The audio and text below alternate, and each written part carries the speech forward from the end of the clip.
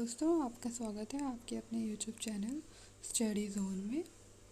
तो आज हम पढ़ेंगे पुराणकालीन सभ्यता और संस्कृति। पुराणकालीन सभ्यता और संस्कृति।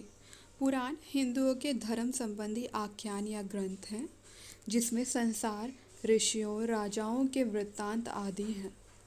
पुराण का शाब्दिक अर्थ है प्राचीन आख्यान या पुरानी कथा। पुरा शब्द का अर्थ है अनागत एवं अतीत। अण शब्द का अर्थ है कहना या बताना। सांस्कृतिक अर्थ से हिंदू संस्कृति के वे विशिष्ट धर्म ग्रंथ जिनमें सृष्टि से लेकर प्रलय तक का इतिहास वर्णन शब्दों से किया गया हो, पुराण कहलाते हैं। शतपथ ब्राह्मण में पुराण को वेद भी कहा गया है। वायु पुराण के अनुसार प्राचीन काल में जो सजीव घटनाएं थी उन्हें पुराण कहते हैं। पुराण के अंतर्गत जो विषय हैं वो इस प्रकार से हैं। पुराणों में वर्णित विषय की कोई सीमा नहीं है। इसमें ब्राह्मण विद्या, देवी देवताओं, राजाओं, नायकों, ऋषि मुनियों की वंशावली, लोक कथाएं, तीर्थ यात्रा, मंदिर, चिकित्सा, खगोल शास्त्र, व्याकरण, खनिज विज्ञान, हास्य प्रेम कथाएं, धर्मशास्त्र और दर्शन आदि का वर्णन है। विभिन्न पुराणों की विषय वस्तु में बहुत अधिक असमानता है। इतना ही नहीं, एक ही पुराण के कई कई पांडुलिपियां प्राप्त हुई हैं जो परस्पर भिन्न है। भारतीय मानस पुराणों के माध्यम से अवतारवाद या सगुण भक्ति की ओर प्रेरित हुआ है। धार्मिक सामग्री है इसके अंतर्गत ब्रह्मा, ईश्वर, आत्मा, देव, जीव। इस पुराणों में दार्शनिक सामग्री भी मिलती है। इसके अलावा ऐतिहासिक सामग्री आदि का भी उल्लेख है। पुराणों की संख्या प्राचीन काल में 18 मानी गई है। पुराणकालीन सभ्यता और संस्कृति। सामाजिक स्थिति। माता सभी तीर्थों और पिता सभी देवताओं का स्वरूप है, इसीलिए सब तरह से माता पिता का आदर सत्कार करना चाहिए। पुत्र सब सुखों को देने वाला होता है। तत्कालीन समाज में पुत्रों को दत्तक के रूप में देने की प्रथा थी। पुत्री को दत्तक के रूप में देने की प्रथा थी। राजा दशरथ ने अपनी पुत्री शांता निसंतान रोमपाद को दी थी। पत्नी गृह कार्य में दक्ष है, जो प्रियवादिनी है। जिसके पति ही प्राण है, जो पतिव्रता है, वास्तव में वही पत्नी है। माता सर्वाधिक पूज्य है। समाज में वर्ण व्यवस्था मौजूद थी। वर्ण व्यवस्था की उत्पत्ति के विषय में विराट पुरुष का उल्लेख मिलता है। आश्रम व्यवस्था मौजूद थी। 4 आश्रमों का महत्व बताया गया है: ब्रह्मचर्य, गृहस्थ आश्रम, वानप्रस्थ आश्रम और संन्यास आश्रम। मनुष्य के 16 संस्कारों की प्रथा मौजूद थी तत्कालीन समाज में। पुराणों में 18 प्रकार की विद्या भी प्राप्त होती है। नारी की स्थिति। स्त्री के पतिव्रत्य को उसका अनिवार्य गुण एवं कर्तव्य माना गया था। पति की सेवा ही सर्वोत्तम थी।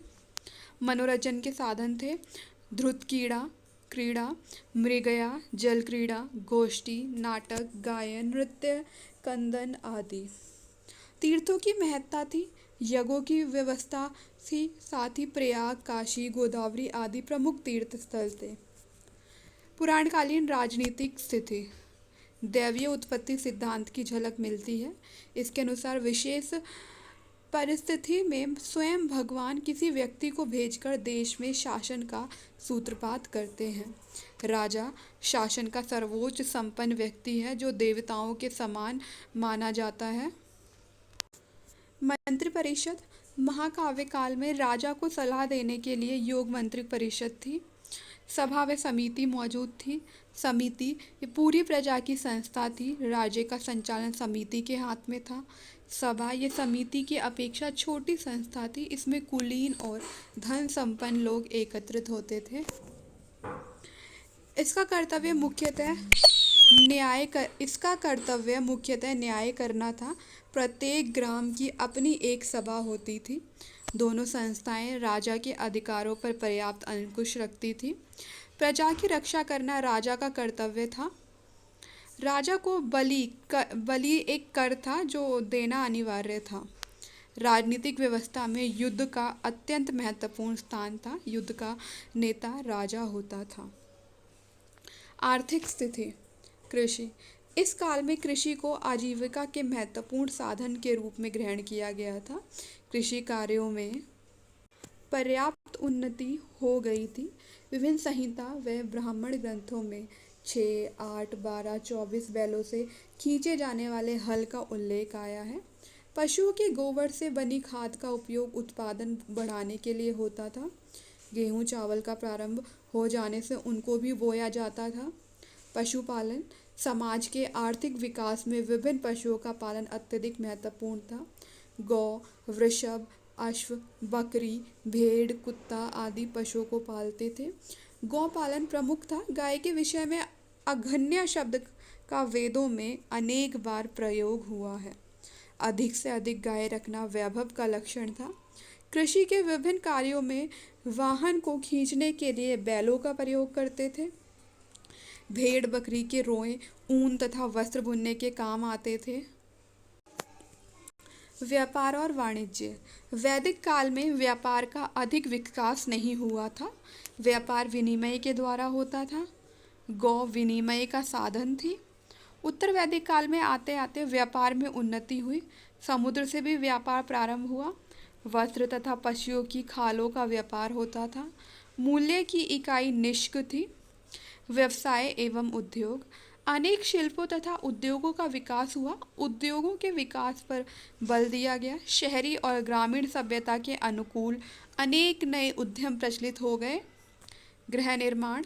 वैदिक काल में शहरी जीवन का उल्लेख नहीं मिलता, किंतु उत्तर वैदिक काल में बहुत बड़े बड़े घरों का निर्माण होने लगा था, जिसमें संपूर्ण परिवार के लिए पर्याप्त कक्ष होते थे।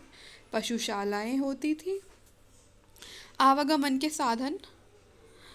गाड़ी के द्वारा यात्राएं होती थी। रथों का प्रयोग मनोरंजन और युद्ध में होता था। रथ में घोड़े जोते जाते थे। अश्वारोहण और गजारोहण भी आवागमन के साधन थे। नदियों समुद्रों पर छोटी मोटी नाव व जहाज चलते थे।